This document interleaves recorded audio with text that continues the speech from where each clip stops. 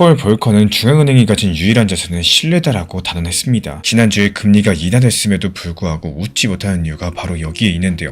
눈에 보이는 숫자는 내려갔지만 그 숫자를 지탱하던 신뢰라는 이 보이지 않는 자산이 흔들리고 있는 상황이에요. 우리는 흔하게 금리를 차가운 수학 공식처럼 생각하지만요. 이 사실 금리는 시장과 정책 이반자 사이에 뜨거운 믿음의 계약입니다. 신뢰가 담보되지 않는 유동성 공급은 브레이크가 고장난 스포츠카랑도 똑같습니다. 속도가 붙으면 붙을수록 시장은 환호하는 게 아니라 오히려 공포감을 느끼겠죠. 이번 영상에서는 단순한 금리 숫자를 넘어서 지금 시장의 바닥을 진짜로 흔들고 있는 이 거대한 신뢰의 전쟁을 낱낱이 파헤치면서 직시해 보도록 하겠습니다. 지금 시장에서 가장 큰 특이점은 이 금리가 내려갔는데 채권 시장이 편해지지 않았다라는 거예요.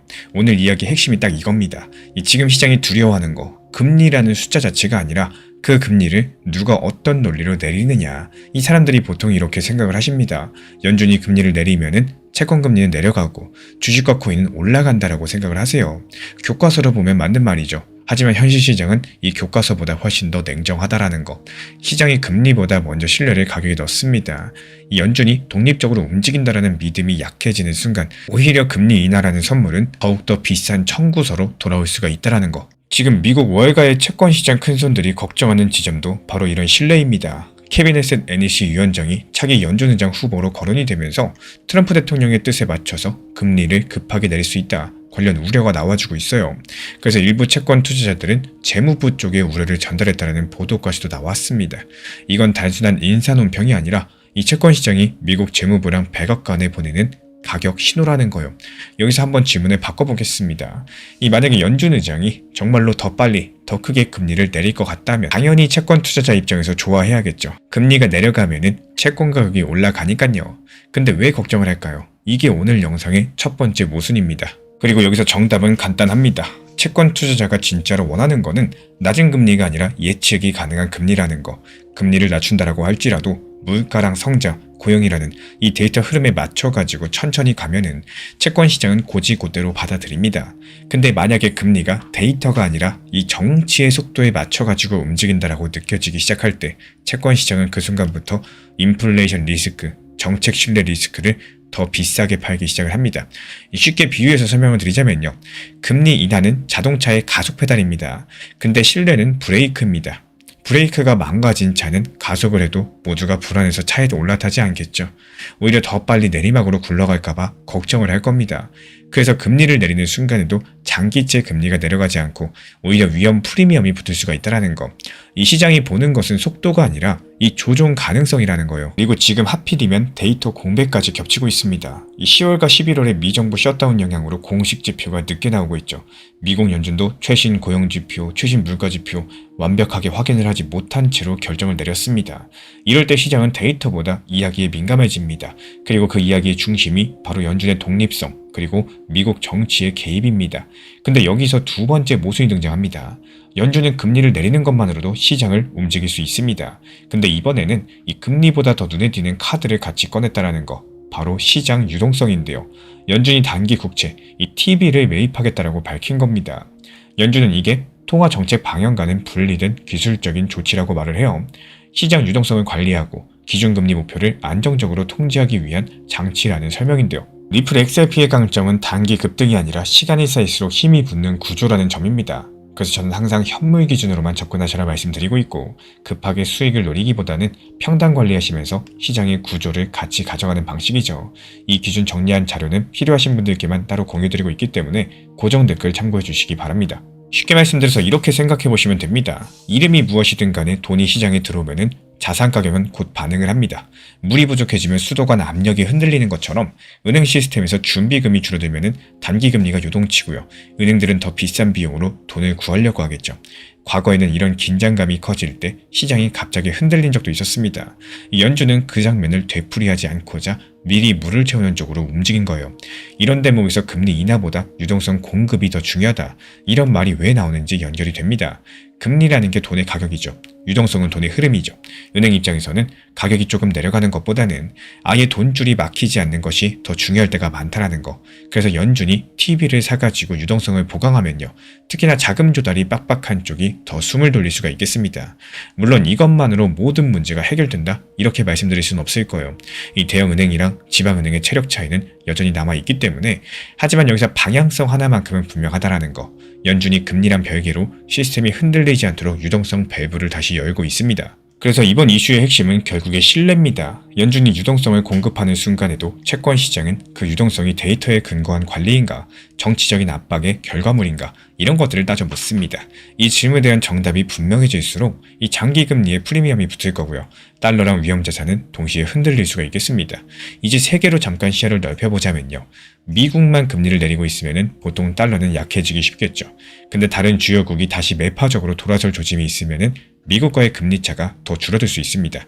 이때 달러 약세가 나오면 미국 입장에서 이 수입 물가를 통한 인플레이션이 다시 자극되겠죠. 특히나 관세나 무역 비용 같은 이런 요인들이 함께 움직일 때는 더더욱 그렇습니다. 결국에 연준은 금리를 내리고 싶어도 물가가 다시 들썩이면 속도를 늦출 수밖에 없다는 거. 그래서 12월달 금리 인하가 끝이 아니라 오히려 다음 인하가 얼마나 어려워졌는지를 보여주는 정확한 장면이 될 수도 있겠습니다.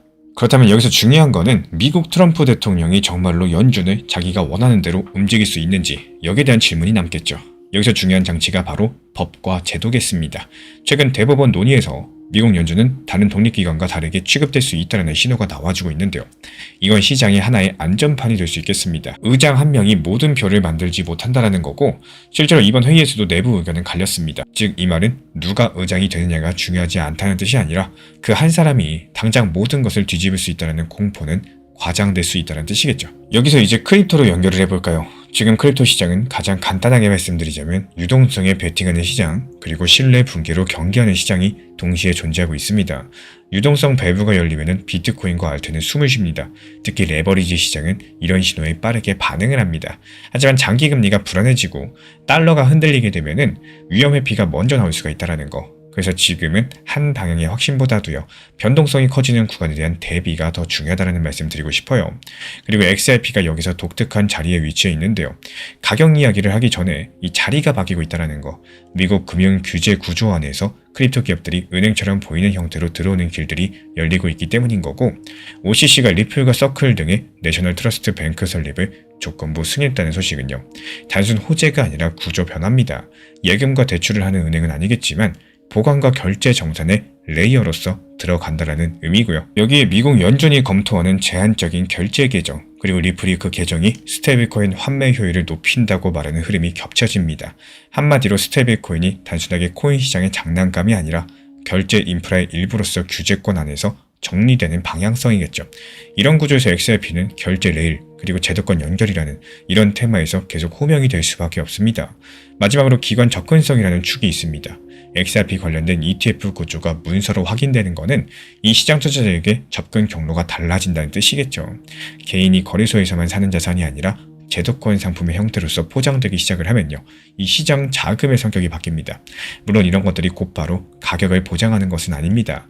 하지만 역할과 위상은 달라질 수 있다는 거. 이 특히나 지금처럼 금리, 유동성, 정치 리스크 한꺼번에 섞인 국면에서는 어떤 자산이 규제권 안에서 더 넓은 문을 갖고 있느냐, 이게 생각보다 중요한 변수가 될 겁니다. 그렇다면 이제 처음의 질문으로 돌아가야겠죠.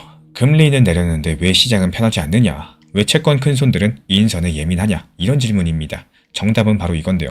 지금 시장은 금리 인하가 아니라 신뢰의 방향에 가격을 붙이고 있다는 거.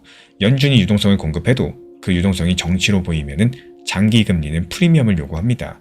반대로 제도적인 안전판이 작동하고 연준이 데이터 중심의 속도를 유지한다는 신호가 강력해지면요, 같은 금리 인하도 훨씬 더 부드럽게 시장에 전달된다는 거. 이 지금은 금리 전쟁이 아니라 신뢰의 전쟁입니다. 그리고 그 신뢰의 심판자는 연준이 아니라 채권 시장입니다. 채권 시장이 편안해지는 그 순간 이 주식과 크립토도 훨씬 더 쉬운 시장이 된다는 거. 반대로 채권 시장이 불안하면요, 어떤 호재도 매끈하게 이어지기가 어렵겠죠. 앞으로 한 달, 세 달, 6달 동안 우리가 봐야 될 거는 과연 누가 의장이냐가 아니라 장기 금리랑 달러, 그리고 유동성 밸브의 실제 흐름이겠습니다. 이 세 가지가 같은 방향을 가리키는지 이거부터 확인하시면 된다는 거예요. 원칙 매매라는 게 복잡한 기술이 아닙니다. 욕심을 줄이고 순서를 지키는 습관인데요. 이 많이들 원칙 매매라고 하면은 뭔가 굉장히 어려워하고 항상 정확한 타이밍을 무조건 맞춰야 될 것 같고 전문가들만 할 수 있는 영역이다. 이렇게 생각들 하시는데 사실은 전혀 그렇지가 않습니다. 원칙 매매의 핵심은 딱 두 가지예요. 비중을 나눌 줄 아는 거, 그리고 순서를 지키는 것. 이 두 가지만 지키셔도 매매는 훨씬 더 편안해집니다. 일정 비중은 단기 고점이나 이 시장이 과열됐다고 느껴지는 구간들에서 조금만 덜하는 욕심보다는 현실적인 목표를 정해서 분할 익절을 해두시는 게 좋습니다. 전부를 팔겠다는 생각이 아니라요. 일부라도 내 계좌의 수익으로 만들어 놓는다라는 개념이겠죠. 그리고 그때 확보한 현금 비중은 다시 조급하게 쓰는 게 아니라 시장이 무너지고 리플의 하락이 커졌을 때까지 차분하게 들고 가는 겁니다. 이런 구간에서 평단 낮추고 비중 늘리는 데 활용하시면은 자연스럽게 다음 흐름을 준비할 수가 있어요. 이런 과정들을 어렵게 생각하시면 끝없이 복잡해지고 실행이 안 되지만요. 또 쉽게 생각하시면은 올라가면 일부 팔고 내려오면 일부 산다라는 아주 단순한 구조가 될 겁니다. 이 결국에 원칙 매매라는 거는 수익을 극대화하는 기술이 아니라 후회를 최소화하는 습관인 거고 시장에서 오래도록 살아남게 해주는 가장 현실적인 방법일 겁니다. 어렵게 만들지 마시고요. 내가 지킬 수 있는 원칙부터 하나씩 만들어 가시면 됩니다. 사실 정보가 부족해서 손실을 보진 않아요. 이 정보는 항상 넘쳐납니다. 진짜 중요한 건 그 정보를 언제 어떻게 써야 되는지, 그래서 제가 실제로 활용하고 있는 관점들, 가격 변동 구간을 읽는 방식들, 그리고 주요 가격대를 정리해드리고 있는 기준표를 받아보고 싶으신 분들께서는 정리된 자료를 제공해드리고 있습니다. 필요하신 분들께서 현재 보이는 번호로 문자 신청 주시면 되고요. 혼란스러운 시장에서도 길을 잃지 않도록 도와드릴 수 있는 자료입니다. 하워드 막스는 말을 했습니다. 우리는 미래를 예측할 수는 없지만 대비할 수는 있다라고요. 지금 당장 5일 뒤에 일본이 비트코인을 무너뜨린다.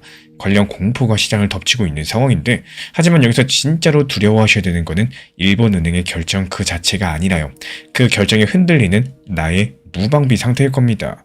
지금 엔화라는 거대한 파도가 전 세계 자산의 물길을 바꾸려는 변곡점의 정중앙에 놓여 있는 상황이에요. 여기서 공포에 질려가지고 눈을 감을 때가 아니라요. 이 파도의 높이가 아니라 파도의 방향성을 읽으시고 내 자산의 닻을 점검하셔야 될 정확한 타이밍입니다. 예측은 신의 영역이지만 대응은 우리의 영역이에요. 그렇기 때문에 이번 영상에서는 단순한 공포를 넘어가지고 이런 파도 속에서 어떻게 살아남을 수 있을까 냉정한 생존의 설계를 말씀드려 보고자 합니다. 이번 영상 집중해서 시청해 주시길 부탁을 드릴게요. 오늘 시장에서 가장 자주 들리는 말이 있습니다. 일본이 5일 안에 비트코인을 폭락시킬 거라는 말이죠. 근데 이 말이 진짜로 무서운 이유가 뭘까요? 일본이 비트코인을 조작한다고 말씀드리는 게 아니라 일본이 움직이면은 전 세계 돈의 흐름이 갑자기 불편해질 수 있다는 뜻이기 때문입니다. 그리고 실제로 일본은행 금융정책결정회의는 12월 18일부터 12월 19일에 잡혀 있습니다. 시장은 이번 회의에서 금리 인상 가능성을 높게 보고 있고요. 결국에 이제 질문은 하나예요. 이 금리 한번 올리는 게 왜 비트코인까지 흔들 수 있느냐? 여기서부터는 뉴스가 아니라 구조의 이야기를 말씀드릴 거예요. 이 돈도 물건처럼 가격이 있죠. 그 가격이 바로 금리인 거고, 그런데 여기서 일본은 특별합니다. 일본은 오랫동안 전 세계에서 가장 저렴한 돈을 공급한 나라였기 때문에 이 사람들은 일본 엔화를 아주 낮은 비용으로 빌리고 또 그 돈으로 더 수익이 높은 곳에 투자를 해왔습니다. 미국 주식, 미국 채권, 그리고 암호화폐 같은 위험자산들까지 흔히 말하는 엔화 캐리 트레이드라는 구조인데요. 이런 구조가 왜 위험하냐? 평소에는 티가 안 나요. 근데 엔화가 약하고 금리가 낮으면은 빌려서 투자하는 게 편하겠죠. 그런데 일본은행이 금리를 올리기 시작을 하고 동시에 엔화가 강세를 띠기 시작할 겁니다. 그때부터 상황이 뒤집힌다라는 거예요. 빌린 엔화가 언젠가 갚아야 되는 거고 엔화가 강해지면 갚는 비용이 늘어나겠죠. 그러면 시장 투자자들은 가장 먼저 뭘 할까요? 들고 있던 위험자산을 전부 다 팔아치워가지고 현금을 만들고 그 현금을 다시 엔화를 다시 사가지고 갚아버립니다. 이런 과정에서 위험자산이 눌릴 수밖에 없다는 거고 비트코인은 그 위험자산 바스켓 안에 분명히 들어가 있는 자산입니다. 그래서 이번 이슈의 핵심은 결국에 일본은행이 비트코인을 때리는 게 아니라는 거. 엔화라는 조달 통화의 조건이 바뀌면서 이 전 세계 레버리지가 한꺼번에 불편해지는 구조입니다. 여기까지 들어봤을 때 또 이런 반론이 나오죠. 그러면 다들 이미 알고 있으실 거예요. 이미 선반영된 거 아닌가요? 이런 식의 질문들. 정답은 맞습니다. 그래서 이번 주에 진짜 변수는요. 일본은행에서 이 금리를 올리느냐 마느냐 정도가 아니라 어떤 톤으로 말을 해주느냐, 이게 가장 중요합니다. 현재 시장이 제일 싫어하는 거는 금리 한 번 올리고 끝, 이게 아니라요. 앞으로도 계속 올릴 수 있다. 이런 확신인데 한 번 정도의 금리 인상은 깜짝 이벤트겠죠. 하지만 이게 경로 자체는 구조이기 때문에 여기서 중요한 게 있습니다. 바로 채권 시장입니다. 일본 국채 금리가 올라가면은 일본의 돈이 굳이 해외로 나갈 이유가 줄어들겠죠. 그 말인즉슨 해외 채권, 주식 쪽에 들어가 있던 자금들이 일부 되돌아갈 수 있다는 뜻을 가지고 있어요. 이런 흐름들이 커진다? 그럼 미국 금리가 불편해질 수도 있는 거고, 그러면 전 세계 위험자산의 할인율이 올라가게 됩니다. 주식도 힘들고 암호화폐도 힘들어집니다. 이건 단기 뉴스가 아니라 금융 조건이 조여지는 방향성이라는 거고, 그런데 지금 시장은 어떻습니까? 이미 예민한 상황이죠. 최근 로이터 보도에서도 비트코인이 9만 달러 아래로 내려오고 또 위험자산 심리가 흔들리는 모습들이 언급이 됐습니다. 즉 현재 시장이 평소처럼 여유로운 상태가 아니다라는 거고, 이럴 때는 작은 충격이 큰 진폭으로 번진다라는 거, 이런 진폭을 키우는 게 바로 레버리지입니다. 암호화폐는 현물만 움직이는 시장이 아닙니다. 선물과 옵션이 훨씬 더 큰 파도를 만들 때가 많기 때문에 레버리지가 높아지면 가격이 조금만 움직여도 강제 청산이 발생을 하고, 강제 청산이 발생하면 시장가 매도가 쏟아지고 그 매도가 다시 가격을 밀고 또 청산이 생깁니다. 이런 도미노가 폭락처럼 보이는 장면을 만든다는 건데요. 그래서 어떤 이벤트든지 간에 레버리지가 쌓여 있으면 훨씬 더 위험해진다는 거. 오늘 시장 심리를 보면 그 분위기가 드러납니다. 얼터네이티브 기준으로 공포 탐욕 지수가 21로서 극단적인 공포까지 내려왔는데요. 이 공포가 깊다는 것은 두 가지 의미를 가지고 있어요. 한 개는 사람들이 이미 겁을 먹고 현재 포지션을 줄였을 가능성이 있다는 거. 또 다른 하나는 현재 남아있는 레버리지가 여기서 한 번만 더 흔들리면은 쉽게 무너지면서 청산이 일어날 수 있다는 구조겠죠. 이 두 가지가 현재 동시에 존재하고 있는 상황인데, 그렇기 때문에 이번 주는 이 방향성보다 진폭이 커질 가능성이 높다는 거예요. 이 작년과 올해의 사례를 떠올리면요, 여기서 또 한 가지 흔한 착각이 나오게 됩니다. 이 작년 3월 당시, 그리고 작년 7월 당시, 그리고 올해 1월 당시 일본이 움직였을 때마다 비트코인이 크게 빠졌다. 공교롭게도 역사적인 패턴이 반복되고 있는 상황인데요. 작년 3월에는 일본은행이 초완화 정책을 종료하는 큰 전환을 했었고, 작년 7월 달에는 정책 금리를 0.25%로 올렸고요. 올해 1월 달에는 다시 한번 0.5%로 올렸습니다. 이거는 사실입니다. 하지만 그때 비트코인이 얼마나 며칠 동안 어느 기준으로 빠졌는지는 이 시장 전체 환경과 측정 기준에 따라서 다르게 보일 수도 있습니다. 일본만으로 모든 걸 설명하면은 오늘의 판단이 오히려 흐려질 수가 있다는 거예요. 그래서 이번 주에 우리 신사 채널에서 보는 관점은 단순합니다. 일본이 금리를 올리면은 비트코인이 무조건 폭락한다가 아니라 일본이 어떤 신호를 주느냐에 따라 가지고 레버리지가 어느 쪽으로 먼저 무너지느냐가 갈린다는 거. 이 가능한 그림은 총 3가지입니다. 먼저 첫 번째로 일본은행이 인상을 하면서 또 동시에 더 갈 수도 있다. 이런 톤을 강하게 주는 경우입니다. 이때는 엔화가 강해지고 위험자산은 더 방어적으로 변화하겠죠. 비트코인도 압박을 받고 알트코인은 더 크게 흔들릴 가능성 분명히 존재합니다. 그리고 두 번째는 인상은 하되 속도 조절을 강조하는 경우, 이때 시장은 이미 알고 있던 이벤트로 정리를 하면서 한번 흔들리고 나서 오히려 반등이 나올 수 있습니다. 공포감이 이미 높기 때문에 충격이 생각보다 작으면요, 이 숏이 먼저 접히는 장면도 나올 수 있습니다. 세 번째는 동결입니다. 이런 경우에 단기적으로는 안도 랠리가 나올 수 있어요. 하지만 여기서 중요한 거, 이 동결이 끝이 아니라 연기로 읽히게 되면은 다시 한번 긴장감이 돌아온다는 점입니다. 즉 동결이 해답이 아니라요, 또 다른 불확실성의 시작이 될 수도 있겠죠. 그리고 여기서 하이퍼 리퀴드에 대해서 말씀을 드려보도록 할게요. 요즘 시장 커뮤니티에서 하이퍼 리퀴드에서 큰 롱 포지션이 잡혀있고 지금은 평가 손실이라는 이야기가 돌고 있는 상황인데, 이런 걸 보면 사람들은 쉽게 결론을 냅니다. 내부자가 롱이니까 곧 반등이다라거나, 혹은 저 롱 포지션 청산 나와가지고 앞으로 더 빠질 거다라거나. 근데 둘 다 위험해요. 이 큰 포지션은요, 보통 한 가지 거래소에서만 끝나지 않습니다.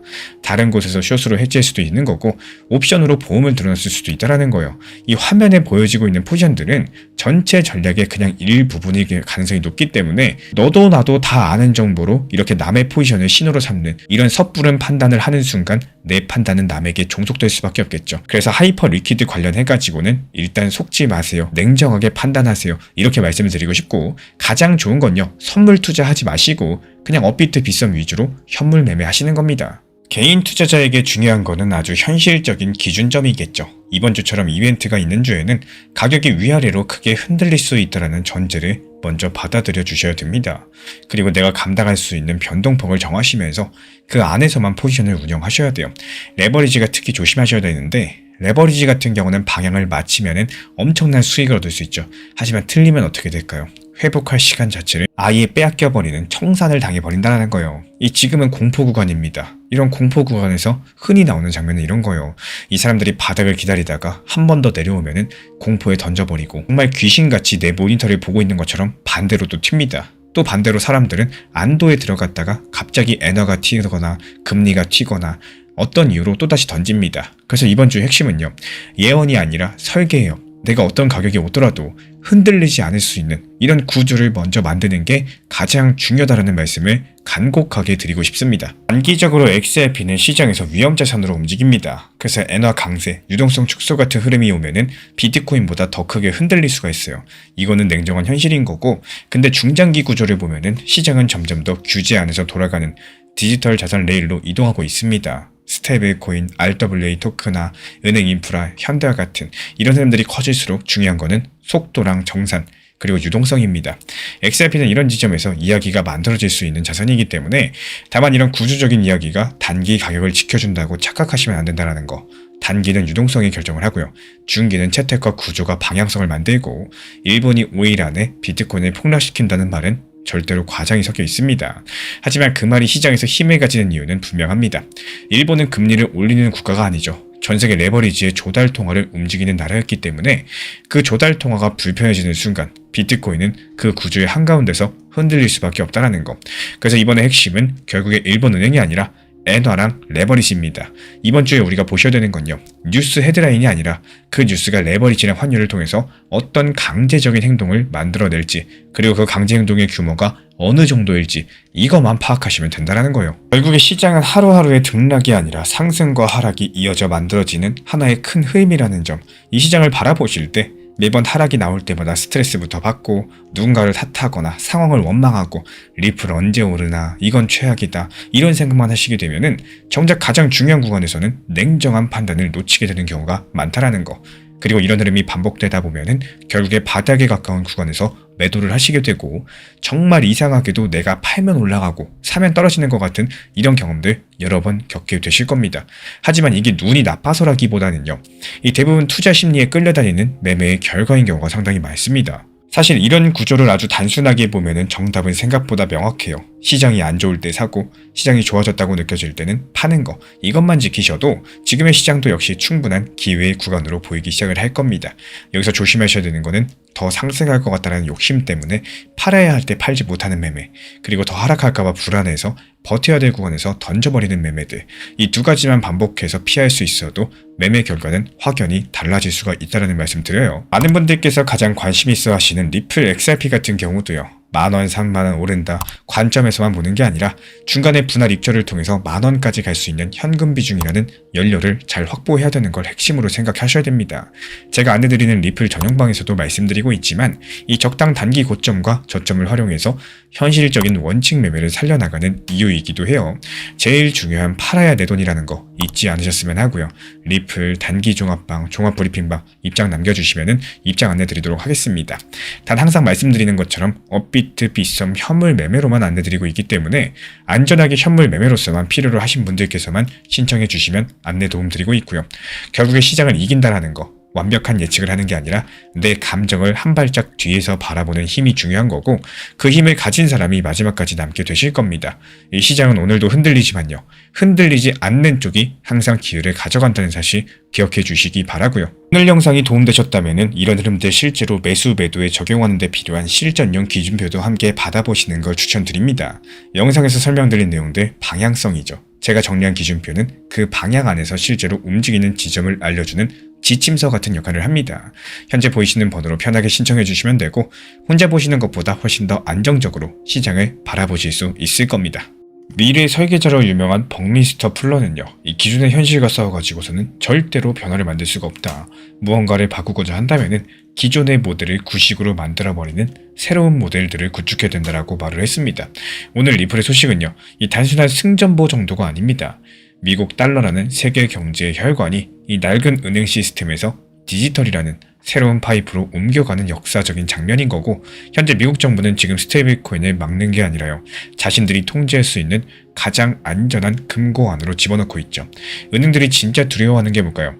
이 리플이라는 작은 회사가 아니라 돈이 머무는 자리가 은행 계좌에서 이 디지털 지갑으로 바뀌는 이런 구조의 이동이겠습니다. 이 지금은 가격의 등락에 일희일비하실 때가 아니에요. 이런 돈의 흐름이 바뀌는 길목을 지키고 서가지고 낡은 모델들이 무너지고 또 새로운 모델들이 세워지는 이런 거대한 파도를 냉정하게 지켜보셔야 될 구간입니다. 그리고 그 한가운데서는 리플 XRP가 떡하니 버티고 있다는 거 기억해 주시면서 이번 영상 힘차게 시작해 보도록 하겠습니다. 요즘에 리플이 은행 승인을 받았다는 말이 돌고 있습니다. 근데 오늘에서의 핵심은 리플이 은행이 됐느냐가 아닙니다. 미국이 스테이블 코인을 은행 안으로 넣고 있다는 그 사실이 핵심인 거고, 그래서 이번 이슈를 단순 호재 뉴스로만 보시면은 이 중요한 장면을 놓치게 되실 거예요. 얼마 전에 미국 통화감독청 OCC가 리플 같은 디지털 자산 기업들한테 내셔널 트러스트 뱅크에 대한 조건부 승인을 냈다는 보도에 대해서 긴급 속보로서 전달드린 적이 있었죠. 여기서 조건부 승인이었습니다. 아직까지 최종 승인은 아니라는 뜻이에요. 즉 개업할 수 있다가 아니라 개업하기 위한 체크리스트를 통과해라. 아직까지 이런 단계예요. 여기서 첫 번째 모순이 생깁니다. 이 보통 사람들은 은행 승인이라는 얘기만 들어봤을 때 보통 예금을 받고 대출하는 그런 은행을 떠올리십니다. 근데 이번 라이선스가 예금을 받을 수 없고 대출도 해주지 못합니다. 이 로이터 보도에 따르면요. 이번 라이선스는 현금 예금과 대출을 허용하지 않는다라고 못을 받고 있습니다. 이 트러스트 뱅크이기 때문이에요. 그럼 여기서 우리 구독자분들은 당연히 질문하시겠죠. 트러스트 뱅크가 무슨 은행입니까? 이런 질문이 바로 나오실 겁니다. 여기서부터 구조를 보셔야 돼요. 이 트러스트 뱅크는 돈을 굴려서 이자를 벌기보다는 남의 자산을 맡아서 관리하는 역할이 중심입니다. 쉽게 말씀드리자면은 금고에 가깝다고 생각하시면 됩니다. 그리고 그 금고를 어디에 두느냐가 이번 이슈의 본질이고 이번 영상에서 말씀드릴 내용이에요. 이 미국이 올해 7월 18일에 지니어스 액트라는 스테이블코인 규칙을 법으로 만들었어요. 여기서 100억가는요. 법이 스테이블코인에 대한 첫 번째 연방 규제 체계를 만들고 준비금을 달러나 단기 미국채 같은 유동성 자산으로 100% 쌓게 하면서 매달 준비금 구성을 공개하게 만들었다라고 설명을 합니다. 자금 세탁 방지랑 제재 준수를 위해서 은행 비밀법 의무를 명확히 하면서 필요할 경우에 스테이블 코인을 동결하거나 소각할 수 있는 기술적인 능력까지도 요구한다라고도 적었는데요. 그렇다면 여기서는 당연히 이게 왜 중요합니까? 라는 질문이 나오겠죠. 그 이유는 정말 간단합니다. 스테이블 코인은 겉으로 코인이지만요. 실제로는 사람들이 현금처럼 쓰려는 돈입니다. 근데 그 돈이 규제 밖에서 커진다? 이게 정부 입장에서 어떨까요? 금융안전과 범죄자금들, 제재 회피 같은 여러 가지 문제가 통제 불가능한 상태에 놓여집니다. 근데 반대로 규제 안으로 끌어들이면 어떨까요? 통제가 가능하겠죠. 그러면서도 커지게 만들 수가 있습니다. 그래서 미국이 선택한 방식은 그냥 막는 게 아니라 안으로 넣어가지고 관리하자입니다. 이 규칙을 만들고 그 규칙을 지킬 수 있는 사업자한테만 문을 열어주는 방식으로서 안전하게 관리하면서 키워나가겠다라는 거예요. 그리고 바로 그 문이 여기서 나오는 트러스트 뱅크입니다. 이번에 리플이 승인을 받았죠. 여기서 이번 이슈의 핵심은 결국에 달러의 디지털 유통망을 누가 통제할 수 있는가? 이 여부입니다. 리플의 경우에는 OCC 문서로 보면요. 더 선명해지고 있는 상황인데 리플의 트러스트 뱅크는 RLUSD를 직접 발행하는 구조가 아닙니다. OCC 승인서는 RLUSD가 뉴욕의 제한 목적 신탁회사 이 스탠다드 커스터디 그리고 트러스트 컴퍼니에서 발행이 되고요. NYDFS 뉴욕 감독국의 감독을 받는다고 적습니다. 그리고 리플의 트러스트 뱅크는 그 RLUSD를 뒷받침하는 준비금을 분리해서 관리하면서 RLUSD 보유자를 위한 담보 신탁자 역할을 하는 계획을 명시하고 있습니다. 그리고 여기서 두 번째 모순이 생깁니다. 이 리플 CEO는 연방과 주 감독 아래 최고 기준을 말을 해주고 있죠. 근데 실제 구조는 발행은 주 감독, 준비금 관리랑 수탁은 연방 감독이라는 분업 구조로 설계가 되어 있다는 거. 즉 쉽게 말해서 이 한 군데가 다 하는 은행이 아니라 감독기관들이 역할을 나눠서 감시할 수 있게 만든 구조라는 거예요. 이런 지점에서 은행 로비 얘기가 왜 나온지도 이해가 되실 겁니다. 현재 은행 업계에서는 이런 라이선스를 강력하게 반대를 해왔어요. 이 로이터가 은행 업계가 이런 인가가 규제 부담이 가벼운 통로가 될 수가 있고 이 시스템 리스크를 키울 수 있다는 주장을 전했습니다. 뱅크 폴리시 인스티튜트 측에서도요. 조건부 승인이 많은 질문을 남긴다라고 공개적으로 말을 했습니다. 그렇다면 여기서 이렇게 필사적으로 반대하는 시중 은행들이 과연 리플에 무엇이 두려워가지고 이런 행동을 하고 있을까요? 이 겉으로는 규제 공정성을 말을 하고 있지만 그 속으로는 어떨까요? 당연히 예금의 자리가 흔들릴 수 있기 때문이겠습니다. 스테이블 코인이 결제에서 쓰이기 시작하면은 사람들이 꼭 은행 계좌에 돈을 들 필요가 줄어들겠죠. 그럼 돈이 은행에 있어야지 은행이 그 돈을 기반으로 수익을 만들 수가 있는데 근데 돈이 스테이블 코인으로 빠져나가면은 은행 기반이 약해진다는 거예요. 이게 바로 은행과 리플의 경쟁의 본질이라는 거예요. 한마디로 전통 금융권의 자리를 현재 리플이 아주 위협적으로 노리고 있다는 겁니다. 많은 분들께서 XRP를 보시면서도 언제 사야 되나 여기에만 집중하십니다. 하지만 이 자산은 업비트 비썸 현물로만 천천히 모아가는 사람이 결국에 유리해지는 구조라는 것. 그래서 제가 안내드리는 정보방도 현물 매매 기준만 다루고 있습니다. 이런 기준이 필요하신 분들은 고정 댓글창 참고하셔도 괜찮습니다. 여기서 지니어스 액트가 상당히 더 흥미로운데요. 리치먼드 연준자료는 이 법이 스테이블 코인과 토큰화 예금을 구분한다라고 설명을 해요. 이 토큰화 예금은 기존 은행 예금을 디지털 토큰으로 표현을 한 거고, 예금이 있기 때문에 이자를 줄 수도 있고 예금 보험도 연결이 됩니다. 반대로 스테이블 코인은 이자를 주지 못합니다. 즉 현재 은행들은 우리는 토큰화 예금으로 간다라는 카드가 있고요. 크립토 기업들은 우리는 결제형 스테이블 코인으로 간다라는 카드가 있습니다. 결국에 이거는 같은 돈을 두고 벌이는 레이어 전쟁이라는 것. 이 전쟁이 거시경제랑 왜 연결될 수가 있을까요? 바로 준비금 규정 때문입니다. 이 준비금을 달러랑 단기 국채로 100% 쌓아야 되면은 스테이블 코인이 커질수록 단기 국채를 계속 살 수밖에 없겠죠.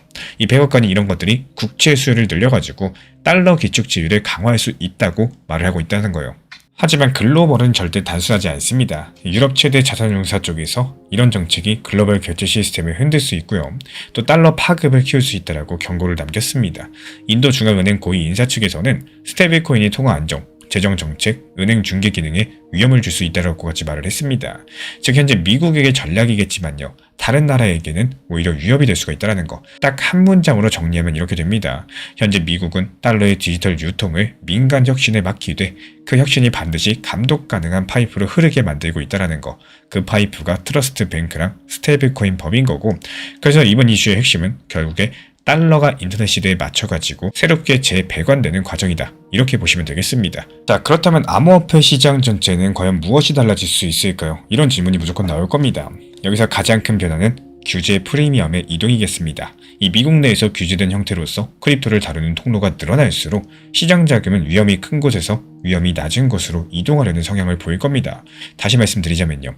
같은 코인이라도 어디에서 어떤 규제 아래 거래가 되고 또 보관되는지가 더 중요해진다는 거. 이런 맥락에서 올해 12월 초 OCC가 은행들이 크립토 거래에서 중개자 역할을 할 수 있다는 가이던스를 내면서 이 전통금융과 크립토의 경계를 좁히고 있다는 점 같이 보셔야겠습니다. 미국은 막는 게 아니라 연결하고 있어요. 다만 규칙을 달고 연결하고 있다는 거예요. 여기서 바로 리플 XRP는 늘 기술과 가격으로만 이야기되기 쉬운데요. 이 지금은 유통 경로가 더 중요해진 국면이겠죠. 올해 11월 미국에서 XRP에 연동된 ETF가 상장됐습니다. 비트와이즈, 프랭클린 템플턴이 각각 XRP ETF 상장을 발표했고요. 이게 바로 XRP가 기관 자금이 들어오기 쉬운 포장재를 갖추기 시작했다는 의미로 해석이 가능합니다. 그리고 리플의 트러스트 뱅크 조건부 승인까지도 합쳐지게 되면서 이 그림이 이렇게 변화되기 시작을 했어요. 규제된 달러 레이어가 RLUSD로 만들어지고, 규제된 수탁과 준비금 관리 레이어가 트러스트 뱅크로 올라가고, 그리고 시장 접근에 대한 레이어는 XRP 현물 ETF 같은 상품으로서 넓어지고 있다는 것. 여기서 리플 XRP는 리플 생태계의 한 가지 자산이라는 수준을 넘어가지고 이 제도화된 유통 경로 위에서 어떻게 자리 잡느냐가 관전 포인트가 될 거라는 겁니다. 다만 여기서 가장 흔한 오해를 하나 짚으셔야겠죠. 이 트러스트 뱅크 승인이라거나 스테이블코인 확장이 곧바로 XRP 가격의 단방향 상승을 보장하지는 않습니다. 오히려 이런 변화들은 무조건 오른다가 아니라요. 무슨 역할을 맡느냐에 따라서 평가가 달라진다라는, 이렇게 무조건 바뀌는 구조라는 거예요. 규제 안으로 들어오면은 기대도 커지겠지만 이 요구사항과 비용도 커집니다. 조건부 승인이라는 그 말 자체가 상당한 부담을 보여주고 있어요. 그래서 우리 구독자분들 입장에서 기준점은 이렇게 잡는 편이 훨씬 낫습니다. 이 먼저 최종 승인과 실제 기업이 확인되는지 여부, 그리고 리플의 트러스트 뱅크가 무엇을 하겠다라고 했는지, 즉 준비금 관리랑 수탁 같은 핵심 기능이 실제로 실행되는지겠죠. 다음으로 그 결과가 결제랑 기관 수요로 이어질 수 있는가입니다. 그리고 네 번째로 글로벌이 이런 흐름을 어떻게 받아들이는지겠죠. 특히나 통화 주권을 중시하는 국가들의 규제 방향들은 스테이블코인 확장의 속도를 바꿀 수가 있습니다. 결국의 결론을 정리드리자면은 리플의 트러스트 뱅크 조건부 승인은 리플만의 이벤트가 아니라는 거. 미국이 스테이블 코인을 제도권 결제 인프라로 키우되 그 길을 감독 가능한 형태로서 고정하는 이런 과정들의 한 장면입니다. 은행들이 현재 불안해하는 이유도요. 크립토가 은행 일을 빼앗아가서가 아니라 결제랑 돈의 유통망이 새롭게 재배치되기 때문이겠죠. 현재 시점 미국은 스테이블 코인을 은행 안으로 넣고 있는 상황이고, 그 중심에는 리플 XRP가 있다는 거 기억해 주시기 바랍니다. 그리고 지금 상황을 비유를 들어가지고 설명을 드리자면은 마치 삼국지 제갈량이 남만을 정벌하고 나서 그들을 멸망시키는 대신에요. 이 최정예 부대인 무당비군으로 흡수하면서 총나라의 방패로 삼은 전략과도 완벽히 일치합니다. 미국 정부, 즉 제갈량은 리플과 스테이블콘이라는 야생의 세력을 단순하게 적으로 규정해 없애지 않았습니다. 오히려 트러스트 뱅크라는 이 제도권의 갑옷을 입혀가지고 그들을 달러 패권을 수호하는 정규군으로 편입을 시켰다라는 거예요. 겉으로는 리플한테 권한을 준 것처럼 보이지만요.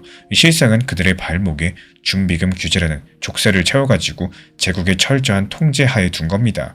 기존 기득권인 전통은행들은 자신들의 입지가 줄어들까 불안해하겠지만 제갈량의 큰 그림 속에서 이들은 이미 미국 국채를 사들이고 있고요. 달러 유통망을 확장하고 있고요. 결국에 미국의 엄청난 핵심 전력으로 새롭게 설계가 되어가고 있다는 거. 이게 바로 적을 내 편으로 만들어서 천하를 경영하는 미국의 무서운 통치술이라고 볼 수가 있겠습니다. 그렇다면 이런 시장에서 가장 경계하셔야 될 적은 가격이 아니라 결국에 내 안에서 커지는 욕심이라는 투자 심리입니다. 이 시장을 오래 보시다 보면은 진짜 힘든 건 하락 그 자체가 아니라요. 욕심이 스며드는 순간부터라는 걸 느끼게 되실 거예요. 이런 욕심은 대부분 아주 익숙한 기억에서 시작이 되곤 하는데요. 가장 높았던 최고점에서 팔지 못했던 기억들, 수익률이 가장 좋았던 순간에 눈으로 분명히 봤었는데 조금만 더 가겠지라는 생각에 결국에 그 기회를 놓쳐버렸던 이런 경험들에서 비롯됩니다. 그때의 기억이 마음속에 남아있다 보니까 다음 기회가 왔을 때는 이번에 절대 놓치면 안 된다 이런 생각이 먼저 들 거고, 그래서 현실적인 매도 타점이 와도 이미 지나가 버린 최고점의 그림자가 나의 발목을 잡게 된다는 거. 이 욕심은요 항상 현재가 아니라 과거에 가장 달콤했던 순간의 기준으로 판단을 하게 만든다는 겁니다.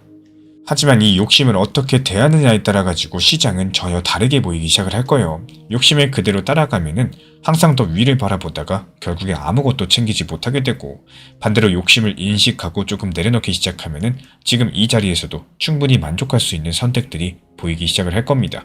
이 결국에 투자라는 거는 얼마나 크게 벌었느냐보다도 얼마나 후회 없이 대응했느냐의 싸움이고, 욕심을 컨트롤할 수 있는 분들만이 이 시장에서 오래도록 버틸 수가 있습니다.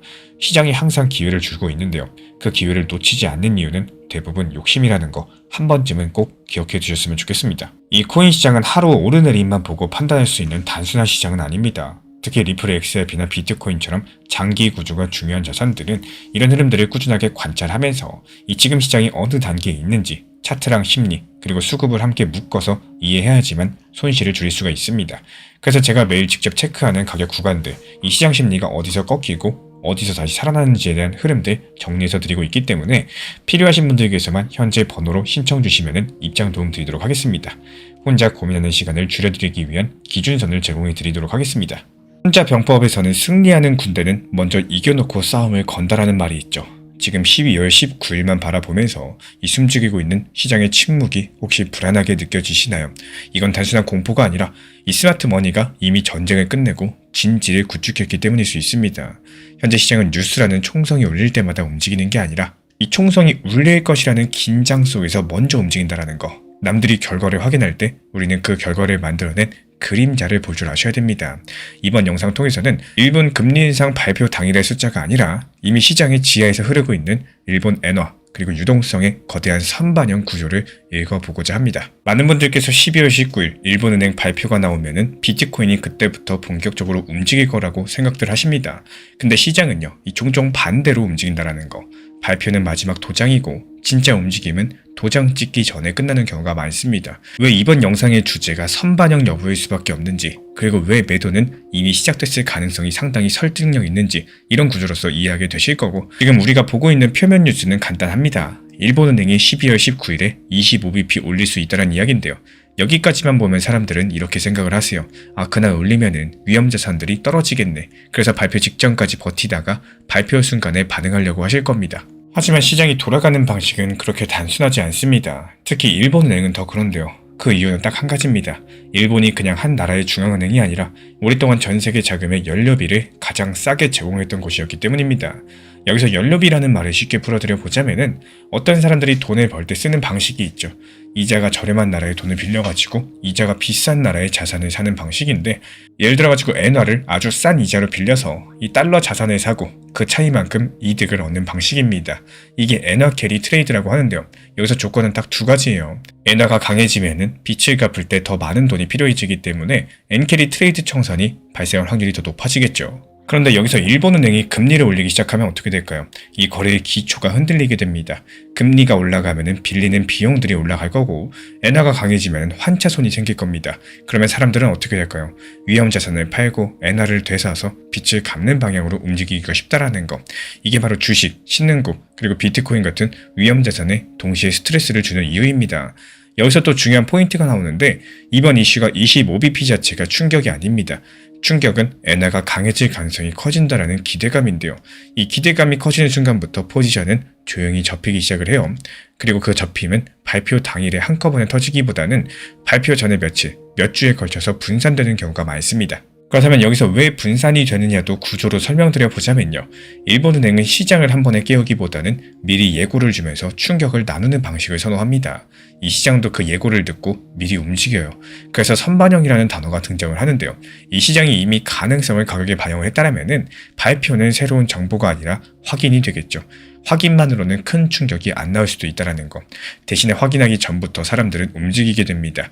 이게 오늘 우리가 보는 첫 번째 모순이라는 거고, 발표가 중요한 것처럼 보이지만 실제로는 발표 전에 더 크게 흔들리는 구간이 분명히 나온다라는 거예요. 그렇다면 지금 비트코인은 어떤 상태일까요? 오늘 기준으로 봤을 때 가격은 이미 내려와 있는 상황이죠. 시장은 한쪽으로 확신하는 분위기라기보다는 경계하는 분위기에 더 가깝습니다. 여기서 중요한 건요.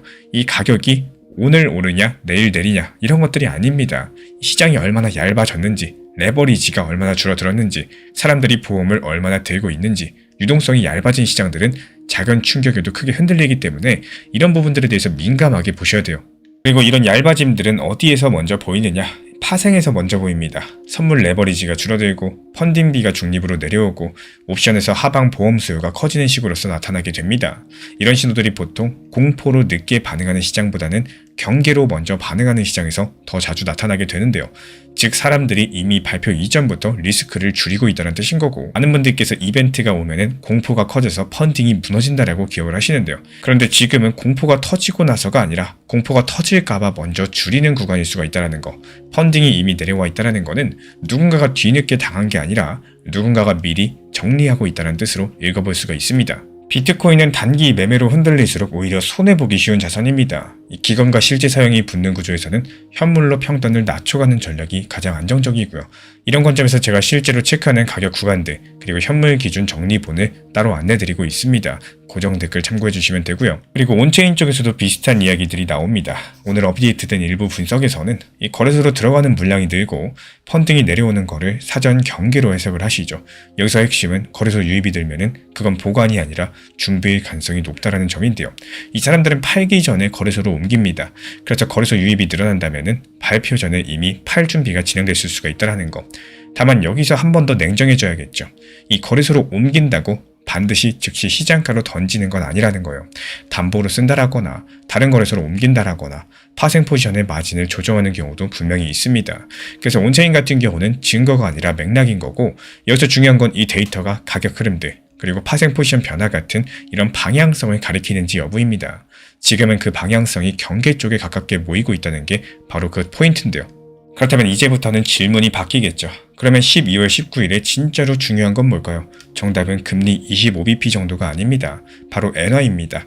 정확히는 발표 이후에 엔화가 추가로 강해지느냐 아니면 강해지지 못하느냐 이 여부를 보셔야 되는 거고, 만약에 일본은행이 올리고 동시에 우리는 더 올릴 수 있다는 톤을 강력하게 주면서 이 시장이 그 말을 진짜로 믿어가지고 엔화가 강력해진다면 과연 어떻게 될까요? 그 순간부터 캐리 포지션은 더욱더 불편해집니다. 빌린 사람들은 더 빨리 갚고 싶어지겠죠. 그러면 위험자산은 더 눌릴 수가 있다는 거. 이런 시나리오에서는 매도는 이미 시작이 됐고 아직 끝나지 않을 수 있다는 이런 해석들이 힘을 얻게 됩니다. 또 반대로 일본은행이 올리기는 올리는데 메시지가 예상보다 부드럽고 또 우리는 경제 반응을 보겠다라는 톤이 강력해진다면 시장이 안도할 겁니다. 그럼 어떻게 될까요? 엔화가 강해지지 못하거나 오히려 약해질 수도 있겠죠. 그러면 시장은 이미 이 정도는 알고 있었다. 이렇게 반응하면서 그때가 정확한 매수 타이밍이 될 수가 있다는 거예요.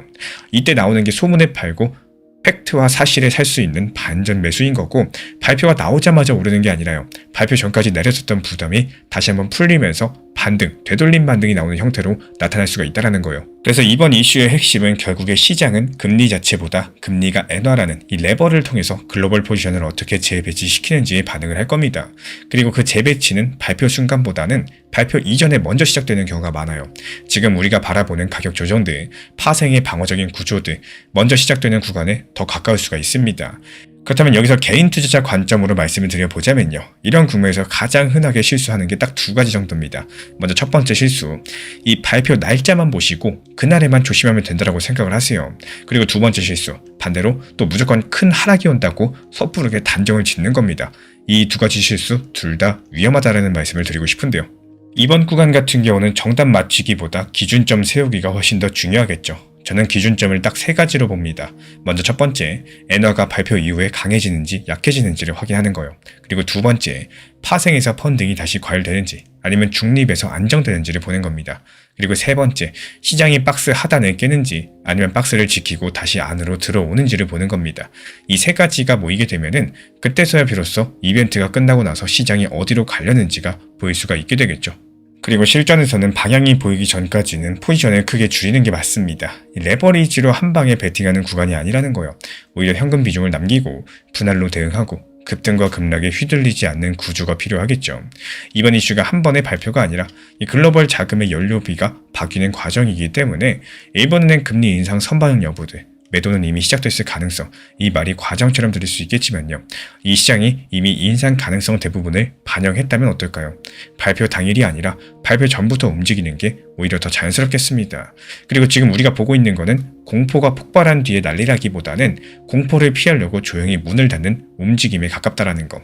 그래서 결론은 정말 단순합니다. 이 12월 19일 금리 인상을 보시되 12월 19일만 보지 마셔라라고 말씀을 드리고 싶어요. 금리 발표를 보시되 금리만 보지 마셔라라고 말씀을 드리는 겁니다.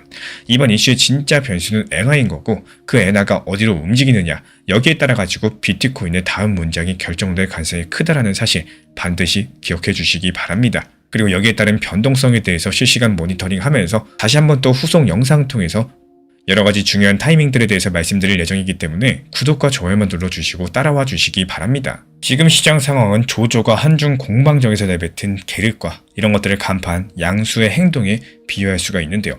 조조가 철수 명령을 공식적으로 내리기 전에 그저 닭갈비라고 중얼거렸을 뿐인데 이 눈치 빠른 양수가 이미 철수를 예상하고 철수에 대한 짐을 꾸려버렸습니다. 이 정식적인 명령, 즉 금리 인상 발표가 떨어지기도 전에 남들은 허둥지둥했지만 양수는 이미 준비를 끝낸 상태였었죠. 지금 스마트 머니들도 마찬가지입니다. 이 12월 19일이라는 날짜에 반응하는 게 아니라요. 엔화 흐름이라는 이 계륵의 신호를 보고 이미 매도 버튼을 눌렀을 가능성이 큽니다. 그리고 그런 매도 버튼 누를 여파로 인해 가지고 지금 시장이 하락하는 가능성 충분히 있다라고 말씀을 드리는 거고 발표 당일은 그렇다면 어떨까요? 새로운 충격이 나오는 게 아니라 이미 일어난 일에 대한 확인 도장, 즉 선반영이 반영됐다라는 거예요. 이 남들이 뉴스 보고 놀랄 때 태어나고자 하신다면은 우리도 이렇게 양수처럼 미리 짐을 싸고 있는 이런 시장 자금의 흐름들을 읽을 줄 아셔야겠죠. 지금 시장이 너무 불안한 게 느껴질수록 이 시야를 넓혀서 시간을 길게 보는 연습이 필요하다는 거예요. 오늘 시장이 유독 안 좋게 느껴지고 괜히 마음이 흔들리고 불안해질 때가 있습니다. 그럴수록 지금 이 순간에 가격만 붙잡고 있으시기보다는 한 번쯤은 1년 전, 2년 전 비트코인 가격 그리고 그 당시 리플 가격들 차분하게 다시 들여다보는 게 생각보다 큰 도움이 된다는 거예요. 그때도 분명히 비슷한 말들 많았을 겁니다. 이제 끝 아니냐, 더 떨어질 것 같다, 회복이 어렵다, 여러 가지 많은 이야기들 속에서 시간은 흘러왔고요. 이 시장은 또 자기 방식대로 나름의 움직임을 보였습니다. 그래서 자연스럽게 그렇다면 지금 이 자리에서 이 1년 뒤에 비트코인과 리플은 과연 어느 가격대에 있을 것인가? 이 질문을 한번 스스로에게 던져보는 게 중요하다는 말씀을 드리고 싶어요. 지금 당장의 시장이 유독 답답하게 느껴지시는 이유는요. 이 시장이 정말로 최악이라서기보다는 내 시야가 너무 짧아져서 봐야 될 흐름을 놓치고 있는 경우도 많습니다. 단순하게 눈앞의 하루랑 일주일의 움직임에만 집중하시다 보면은 큰 그림은 자연스럽게 흐려질 수밖에 없어요. 이 투자라는 게 결국에 오늘의 가격을 맞히는 게임이 아니라 시간과 흐름을 어떻게 견디고 받아들일 수 있느냐의 문제입니다. 시야를 조금만 넓혀서 보시면은 지금의 불안감도 또 지금의 하락도 또 하나의 과정으로 보이기 시작을 할 겁니다. 이 시장은 늘 정답을 주고 있었고요. 우리가 해야 될 일은 그 답을 볼 수 있을 만큼 시야를 넓히는 것뿐이겠죠. 실시간 변동 구간은 정말로 몇 시간 안에 지나가는 경우가 많습니다. 고래 수급이 갑자기 움직이거나 거래소 물량이 몰리는 순간들, 뉴스보다 빠르고 차트보다 먼저 반응하기 때문에 이걸 제때 보지 못하면 좋은 자리 놓쳐버리고요. 반대로 위험 신호도 제대로 캐치하지 못해서 손실이 커지기가 쉽습니다. 그래서 제가 확인하는 고래 수급 변화들, 핵심 가격대를 실시간 흐름 중심으로 따로 정리해서 보내드리고 있어요. 필요하신 분들께서는 현재 보이는 번호로 문자 신청 주시면 큰 도움이 되실 겁니다. 이건 급하게 대응하기 위한 게 아니라 미리 기준을 잡아두기 위한 안전장치라고 보시면 됩니다. 모든 일의 시작은 그 일에서 가장 중요한 부분이다. 플라톤의 말입니다. 이 홍콩이 10년 내에 모든 실물 자산을 블록체인에 올리겠다는 거대한 선언을 발표했습니다. 이 단순한 호재로만 보이시나요? 절대 아닙니다. 이거는 아시아 금융의 중심지에서 시작된 이 돈의 흐름 자체를 바꾸려는 거대한 실험의 시작으로 보여요. 그리고 이 변화의 가장 밑바닥, 보이지 않는 곳에서 리플 XRP 같은 기술들이 금융이라는 거대한 탑을 받칠 기초 공사를 끝마치고 있습니다. 오늘 우리가 화려한 시세 뒤에 숨겨진 이 미래 금융의 설계도가 어떻게 그려지고 있는지 그 시작점을 이번 영상을 통해서 확인해 보도록 하겠습니다. 홍콩이 앞으로 10년 안에 전 세계 실물 자산을 블록체인에 올리겠다 관련 선언을 내놨는데요. 표면적으로 봤을 때 홍콩이 크립토 시장을 밀어주는 호재 같지만 사실 이 뉴스 뒤에는 훨씬 더 거대한 금융판의 설계도가 숨어 있습니다. 정말 아이러니한 건요. 이 중국 본토가 한때 암호화폐를 전부 다 금지했는데 정작 홍콩에서는 정부가 앞장서서 토큰화를 추진한다는 겁니다. 모순되어 보이는 이 장면, 도대체 무슨 일이 왜 벌어지고 있는 걸까요? 그리고 이런 흐름이 암호화폐, 특히 리플 XRP 투자자들에게 무엇을 의미하고 있을까요? 오늘은 뉴스의 표면을 넘어서는 그 보이지 않는 설계를 하나로 깨워보도록 하겠습니다. 먼저 홍콩의 금융발전국, 우리로 쳤을 때 금융당국격인 기관이요, 야심찬 보고서를 발표했습니다. 홍콩 자본시장 선도 전략이라는 제목인데 여기서 핵심은 간단해요. 앞으로 10년 동안 이 홍콩을 전 세계 실물자산 토큰화의 허브로 만들겠다라는 야심찬 계획입니다. 부동산, 채권, 주식 같은 현실 자산을 전부 다 블록체인 위로 올려버리고 이런 것들을 사고 팔 수 있는 인프라를 본격적으로 깔겠다라는 거죠. 그리고 이 모든 거래를 실시간으로 결제가 가능하도록 금융 인프라를 디지털 시대에 맞게 재정비하겠다라고 합니다. 말은 거창하지만 쉽게 말해서 앞으로 금융도 인터넷처럼 만들겠다는 뜻으로 들려요. 이 기존의 금융시장은 영업일, 국가 경계에 따라서 단절되어 왔었는데 홍콩이 나서서 24시간 글로벌 금융 네트워크의 중심에 서겠다라는 거, 이렇게 들어봤을 때 그냥 미래지향적인 포부 같겠지만요. 왜 이걸 홍콩이 나서서 하고 있을까요? 여기서 숨은 퍼즐 조각이 중국 본토입니다. 잘 아시는 것처럼 이 중국은 2021년 암호화폐 거래량 최고를 전면 금지했고 지금도 본토에서는 암호화폐가 그림의 떡입니다. 그런데 같은 중국 영토인 홍콩에서는 정반대 일들이 벌어지고 있다는 거예요. 홍콩 정부가 작년 당시 2023년 초 이 세계 최초로 토큰화 녹색 채권을 8억 홍콩 달러 규모로 발행했습니다. 그리고 올해 8월에는 스테이블코인 발행자를 정식 인가하는 법을 시행을 하면서 홍콩을 달러 기반 스테이블코인 발행의 성지로 만들 준비를 마쳤습니다. 게다가 불과 지난달에는 홍콩의 대기업 타운가스가 엔트그룹과 손잡고 자사통신사업 부문에 1억 홍콩 달러짜리 대출 채권을 블록체인 토큰으로 발행하는 첫 번째 프로젝트를 완수했습니다. 이 표면 아래에서 이미 새로운 금융 실험이 시작되고 있다는 거예요. 다시 말씀드려서 현재 중국은 본토에서 개인들의 크립토 투기를 막는 대신에 홍콩이라는 별도의 부대를 통해서 글로벌 금융 혁신의 테스트 베드를 가동하고 있는 것으로 볼 수가 있겠죠. 이 한 국가 두 체제 원칙을 경제 전략으로서 10분 활용하는 셈입니다. 홍콩의 금융발전국 보고서에서도 이런 기조들이 엿보입니다. 홍콩을 다중통화, 다중자산의 글로벌 자본 허브로 만들겠다라고 명시했어요.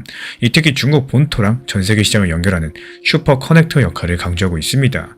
쉽게 말씀드려서 홍콩이 중개하겠다라는 건데 미국과 유럽의 돈과 그리고 중국과 중동의 돈을 홍콩이라는 다리 위에서 만나게 하면서 그 과정에서 금융 주도권을 주겠다는 전략이죠. 그렇다면 이게 성공했을 때 누가 이득일까요? 먼저 홍콩은 아시아 금융허브로서의 위치를 한 단계 업그레이드하게 됩니다. 싱가포르라거나 도쿄 같은 경쟁자보다 앞서 나가겠죠. 이 중국 본토에서도 이득이요. 자국 내에서는 위안화 통제랑 금융 안정을 지키면서 홍콩을 창구 삼아가지고 글로벌 자본 유치를 할 수가 있으니까요. 이미 홍콩 같은 경우는 중국의 15차 5개년 계획에 맞춰가지고 디지털 금융 허브로서 기능을 강화하겠다라는 내부 평가를 받고 있습니다. 반대로 불리한 쪽은 누굴까요? 바로 기존의 느리고 비싼 금융 중기자들입니다. 이 국제 송금에 며칠씩 걸리고 수수료 떼가던 시스템, 국경 간의 투자에 각종 규제로 장벽 치던 관행 등이 도전을 받게 될 텐데 홍콩이 성공하면 다른 금융센터들도 안 따라갈 수가 없을 거고요. 결국에 새로운 질서를 주도하는 이런 쪽들과 끌려가는 쪽에 격차가 벌어질 수밖에 없다는 거. 그렇다면 이런 홍콩발 변화가 거시경제에는 어떤 파장을 줄까요? 크고 작은 효과가 있겠지만 여기서 핵심은 돈의 이동의 마찰 감소입니다. 자본이 국경을 넘나들 때 마찰이 줄면은 당연히 세계의 돈 흐름이 빨라지겠죠. 지금은 국가 간의 송금도 늦고 또 해외 투자하려면은 중개은행 환전까지도 여러 단계를 거쳐야 됩니다. 하지만 홍콩식 토큰화 시스템이 정착된다. 예를 들어 가지고 독일 투자자가 홍콩을 통해서 브라질 부동산 토큰에 바로 투자하고 또 수익은 실시간 달러 스테이블코인으로 받는 식이 가능해진다는 거예요. 중간에 환율 변동이라거나 이 서류 처리 지연으로 이런 것들로 인한 비용들, 시간 손실이 확 줄어든다는 뜻이겠죠. 이렇게 되면 자본 조달이 쉬워진 쪽은 금리가 내려가고요. 글로벌 유동성의 흐름도 지금과는 다른 경로로 흘러갈 수가 있겠습니다. 그리고 한편으로는 국제 금융 제재나 통제에도 새로운 변수입니다. 미국이 달러 패권으로 제재한 것도 만약에 홍콩을 통해서 제재국이 토큰화 자산으로 몰래 자금 융통을 한다면 골칫거리가 될 수가 있겠죠. 아직까지 규모가 작겠지만요. 이 장기적으로 봤을 때 국가 간의 금융 패권 경쟁에서 블록체인 기반의 네트워크 주도권이 중요한 무기가 될 가능성이 있다는 거. 그래서 미국이나 유럽도 가만히 있지 않을 겁니다. 이 유럽은 이미 포괄적인 암호자산법 미카를 시행했고요. 미국도 스테이블코인 법안 논의에 속도를 낼 수밖에 없어요. 홍콩이 저렇게 앞서가는데 우리도 손 놓고 있을 수 없다. 이런 압박감이 생기겠죠.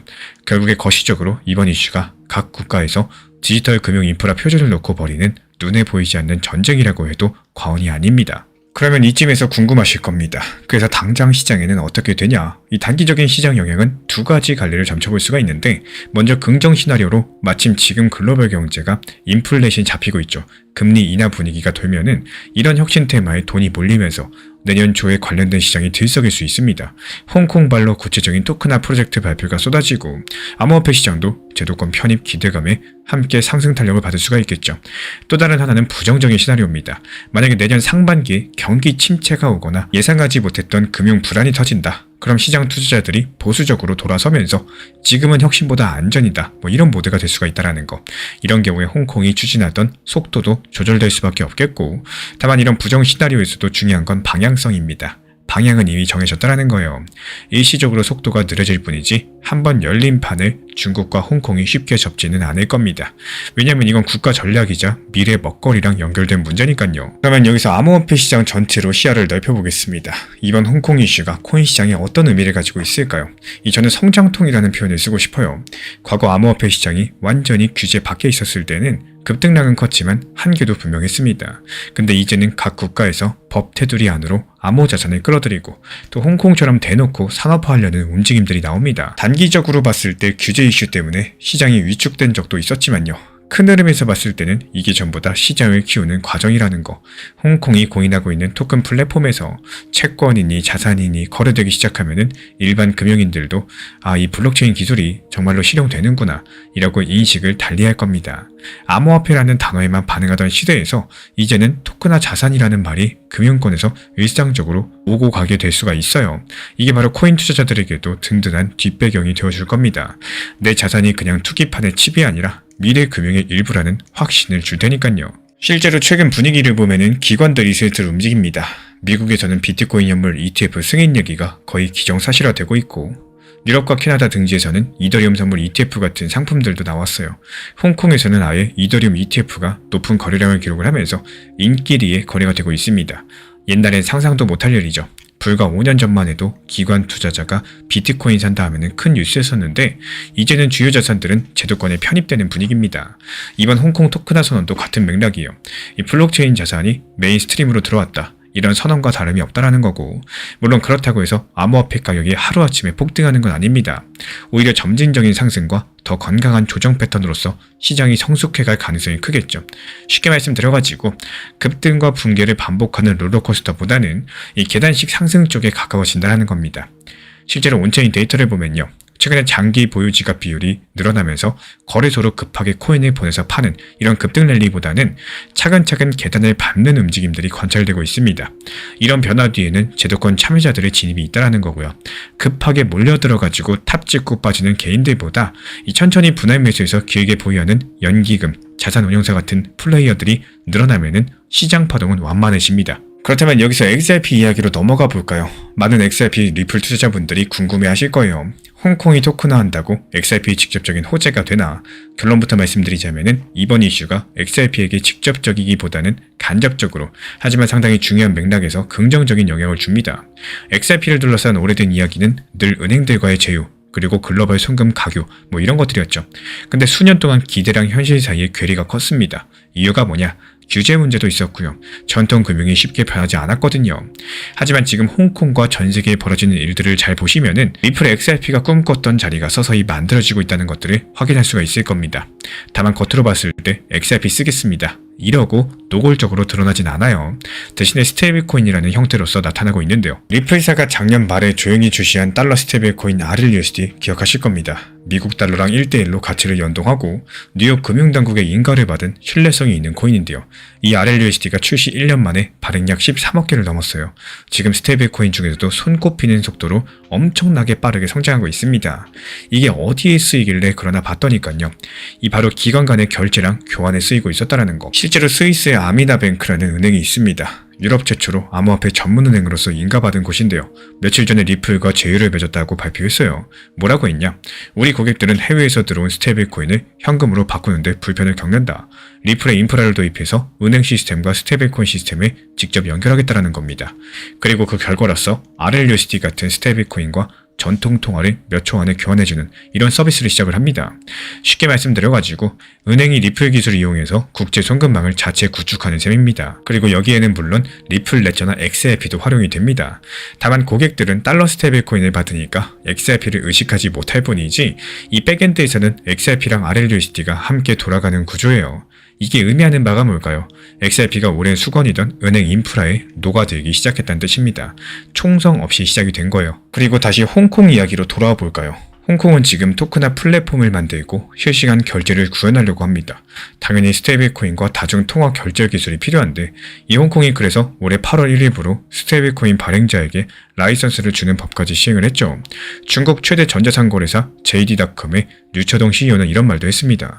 스테이블코인 라이선스를 통해서 글로벌 기업 간의 통화 교환을 달성하고 국경 간의 결제 비용을 90% 줄이면서 결제 효율을 10초 이내로 개선할 수 있더라고요. 이건 마치 리플이 지난 10년 동안 마케팅하던 문구랑 거의 똑같지 않나요? 결국에 홍콩이 지향하는 바는 리플이 준비한 솔루션이 정확하게 맞아떨어지는 그림이 되어가고 있어요. 실제로 홍콩에서 사업 중인 기관 중에 리플과 연계된 곳이 상당히 많이 늘고 있습니다. 홍콩에 본사를 두고 있는 헥스 트러스트는요, 이 커서디 업체인데 아예 XRP를 여러가지 블록체인에서 활용할 수 있도록 랩드 XRP를 발행하기 시작을 했고요. RLUSD랑 XRP를 유동성 쌍으로 묶어가지고 이더리움 같은 플랫폼에 탈중앙 금융풀에 공급하려는 움직임도 있습니다. 이 홍콩의 제도권 영역과 XRP 생태계가 서서히 교집합을 넓혀가는 양상이겠죠. 옛날처럼 노골적으로 모든 은행이 XRP 쓸 거야, 이런 식의 과대 홍보는 이젠 더 이상 없습니다. 대신에 물 흐르듯 스며드는 방식으로서 XRP의 기술과 유틸리티가 쓰이고 있습니다. 저는 이게 오히려 더 강력하다고 봐요. 드라마틱한 재료로 가격이 출렁이는 일을 줄어들고요. 대신에 서서히 실제 사용이 쌓이면은 가격은 자연스럽게 따라옵니다. 리플 XRP 투자자분들 입장에서는 이제는 가격 차트 1분봉보다는 세계 금융구조 변화의 일봉을 보는 시각이 더 필요하다고 말씀드리고, 홍콩발 뉴스도 더 큰 그림의 한 부분이겠죠. XRP의 가치도 결국에 여기에서 온다라는 거. 그렇다면 우리 신사 채널 구독자분들은 어떤 투자 전략을 가져가셔야 될까요? 요즘 시장 분위기가 제법 좋았다가 최근에 조정도 겪으면서 공포 탐욕 지수가 롤러코스터를 타고 있습니다. 이럴 때일수록 기본으로 돌아가는 게 상당히 중요하다는 말씀 드리고 싶습니다. 이 기본이 뭐냐? 내가 투자하는 대상의 구조적 가치를 이해하시는 거예요. 오늘 홍콩 이슈를 긴 호흡으로 살펴본 이유도 바로 이겁니다. XRP 하나를 보시더라도 그냥 시세 등락만 보면 불안하겠죠. 하지만 구조적으로 XRP가 자리 잡아가는 과정을 알면 마음이 묵직해지실 겁니다. 그렇다고 또 방심해서도 안 되겠죠. 구조적으로 긍정과 단기적인 변동성 경계, 이 두 가지를 함께 가져갈 줄 아셔야 됩니다. 마지막으로 강조드리고 싶은 부분은 멘탈 관리입니다. 이 투자 심리가 늘 출렁이죠. 특히 암호화폐는 24시간 정신없이 움직입니다. 여기서 잊지 마셔야 되는 거는 결국에 돈을 버는 사람은 큰 흐름을 타는 사람이라는 거예요. 홍콩이 금융 인프라 지형을 바꾸려는 이런 흐름들, 그리고 그 밑에서 리플 XRP 같은 디지털 자산이 자리 잡는 흐름을 본다면은 오늘 내 계좌가 마이너스 5%라고 해서 세상이 끝나는 게 아니라는 걸 알 수가 있습니다. 오히려 그 마이너스 5% 속에서 내일 플러스 50%의 씨앗을 볼 수 있어야겠죠. 결국에 이번 홍콩의 토크나 선언은 단순하게 지역 뉴스가 아니라 글로벌 머니게임의 판 자체를 움직이는 신호탄입니다. 겉으로 크게 티가 안 나게 서서히 진행이 되겠지만 향후에 수년 뒤에 돌아보면은 그때 홍콩이 저렇게 나선 게 전환점이었구나 이렇게 할 가능성이 크다라는 거예요. 우리 구독자분들께서도 남들의 다 보는 겉뉴스뿐만 아니라 그 뒤에 돌아가는 이런 구조랑 의도까지도 함께 보셔야지 살아남을 수가 있습니다. 이 지금 세상 자체가 분명히 새로운 설계도가 그려지고 있고요. 리플 XRP를 비롯한 디지털 자산들은 그 도면 위에서 자신의 좌표를 찍어가고 있다는 거. 큰 지도를 손에 쥔 채로 투자에 임하시면은 일시적인 시장 풍파에도 중심을 잃지 않으시고 결국에 목표 지점에 도달해 있으리라고 믿습니다. 홍콩과 XRP의 이야기가 보여주는 것처럼요. 이 보이지 않는 흐름을 보는 눈이야말로 투자의 승패를 가르는 정확한 핵심임을 기억하시길 바라겠습니다. 한신이 파촉을 탈출해서 천하를 얻을 수 있었던 것은 명수잔도 암도진창의 계책 덕분이었습니다. 겉으로 끊어진 잔도를 수리하는 척하면서 적의 시선을 묶어두고 뒤로는 몰래 진창이라는 새끼를 들어서 대군을 이동시킨 전략이죠. 지금 홍콩과 XRP의 움직임이 딱 이렇습니다. 세상은 눈앞에 지지부진한 시세라는 잔도 공사에만 정신이 팔려있죠. 하지만 진짜 승부처는 홍콩이라는 이 거대한 테스트베드를 통해서 실물 자산과 디지털 금융이 연결되는 보이지 않는 새끼에서 벌어지고 있습니다. 중국 본토가 문을 닫아건 것처럼 보였을 때 홍콩은 전세계 돈이 흐를 새로운 수로를 뚫고 있었어요. 가격이 멈춰있다고 실망하지 마십시오. 거대한 자본의 대군은 이미 뚫린 새끼를 통해서 이동을 시작했다라는 것. 이런 흐름을 읽을 줄 아는 분들만이 새로운 금융제국의 주인이 되실 수 있을 겁니다. 시장이 가장 어렵게 느껴질수록 아이러니하게도 기회는 그 안에 더 많이 숨어 있습니다. 시장은 늘 그래왔어요. 분위기가 좋을 때마다 사람들이 힘들어하고 떠나고 의심할 때 오히려 더 많은 기회를 만들어내는 구조를 가지고 있습니다. 그래서 시장이 어렵다라고 느껴질수록 끝났다라고 단정하시기보다는 지금 이 구간에서 내가 할 수 있는 게 뭘까 차분하게 생각해 볼 필요가 있겠죠. 이 상승장은 누구나 원합니다. 하지만 그 상승장이 우리가 원할 때, 우리가 준비됐을 때 쉽게 찾아오는 경우는 거의 없어요.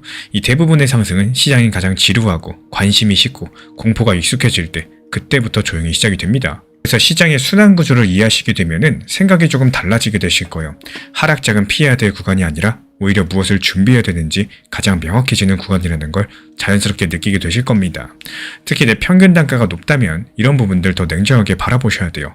상승장이 와도 내 매수가 부근에서 멈추거나 내가 기대했던 만큼의 결과로 이어지지 않는 경우가 생각보다 많습니다. 그래서 진짜 중요한 거는 상승장을 기다리는 게 아니라 하락장에서 얼마나 평단을 낮추고 비중을 합리적으로 늘려놓을 수 있느냐 여부겠죠. 이런 구간들은 고통스러워 보이지만요. 사실은 다음 상승을 준비할 수 있는 가장 현실적인 기회의 시간일 수가 있다는 거.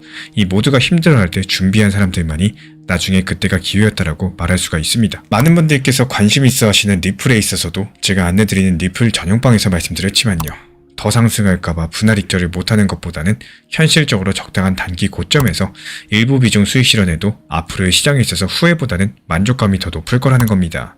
더 상승할까봐 지금 충분히 만족할 수익 구간에서 욕심이라는 무서운 함정에 빠져가지고 수익 실현을 계속 놓치게 되신다면은 여기서 가장 큰 문제는 그 다음 단기 고점이 찾아와도 그때 못 팔았던 기억에 대해서 더 아쉬움이 커져가지고 이전보다 높은 목표 타점을 찾다 보니까 또 수익 실현을 놓치게 되는 경우가 많아집니다.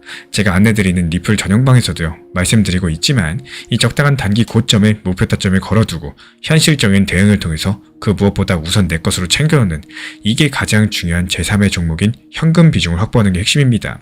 아무리 비싼 차, CC가 좋은 차라고 해도요 결국에 기름이 없으면 못 굴러가는 게 사실인 것처럼 현금 비중이 하나의 좋은 연료, 기름 역할이다라고 생각하시면 됩니다. 정보방 입장을 필요로 하신 분들께서는 신청 주시면 제가 안내드리고 있지만요. 항상 말씀드린 업비트 비썸 현물 매매로만 안내 도움 드리고 있기 때문에 필요로 하신 분들께서만 신청 주시면은 안내드리도록 하겠습니다. 업비트 비썸 현물로서만 천천히 운영하셔도요. 결국에 웃는 시장입니다. 이 시장이 어려울수록 기회는 더 조용히, 더 깊이 숨어 있다는 거. 그리고 그걸 알아보는 눈을 기르는 순간 하락장은 더 이상 두려운 구간이 아니라 내 편이 되어주기 시작을 할 겁니다. 요즘 시장은 하루에도 몇 번씩 분위기가 바뀌고요. 뉴스 하나로 심리가 급격하게 흔들리는 경우가 많습니다. 이런 환경에서 모든 걸 혼자 판단하려고 하시면은 체력도 멘탈도 빠르게 지치게 되겠죠. 그래서 제가 매일 체크하는 핵심 구간에 가볍게 한 번에 볼 수 있도록 요약해서 드리고 있어요. 필요하신 분들께서 현재 보이는 번호로 문자 신청 주시면 됩니다. 이건 매매 신호가 아니라 혼자 무너지는 걸 막아주는 멘탈 안전장치라고 보시면 돼요.